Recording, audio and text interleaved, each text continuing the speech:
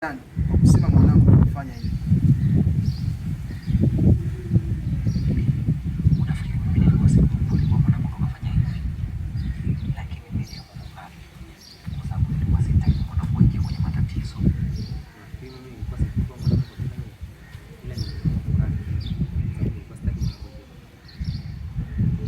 Unafikiri mimi nilikuwa sijui kama mwanangu ndo kafanya hivi?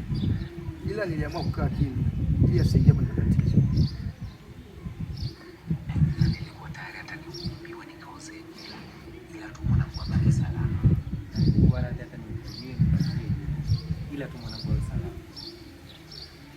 Na nilikuwa radhi ili nihukumiwe nikafie jela.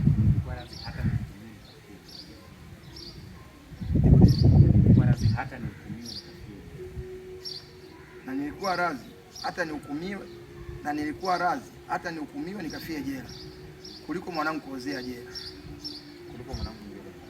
Na nilikuwa radhi hata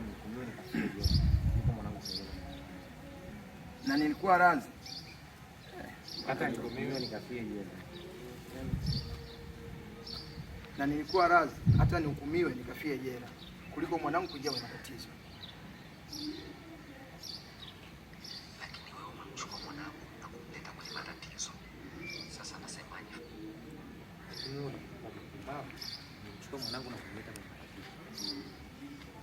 Lakini wewe ulivyokuwa mpumbavu umemchukua mwanangu na kumleta kwenye matatizo. Mwambie Mungu sana mwanangu atoke salama. Lakini kinyume na hapo tutaona na mabaya. Sasa nasema kwa diadi. Toka kwa sira na baadhi. Mwambie Mungu mwanangu waache. Tena akiwa salama. Ila kinyume na hapo tutaona na mabaya. Tunaendelea kwa sira mwanangu. Faza, ombea Mungu mwanangu aachiwe. Ila kinyume cha hapo ombea Mungu mwanangu aachiwe. Tena akiwa salama. Kinyume na hapo. Faza. Faza, ombea Mungu mwanangu aachiwe tena akiwa salama.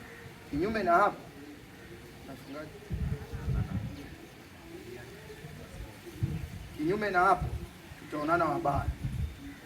Kinyume na hapo tutaonana wabaya. Mbona maji tutaonana wabaya?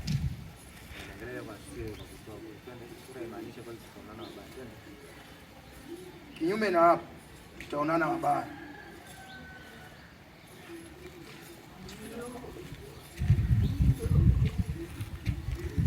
Kama sengi. Na kukimbiza sisi ushinde kukimbia na maviatu yako haya. Ndugu zetu haya. Listen. Okay. Sasa tuongee. Peleka kipele.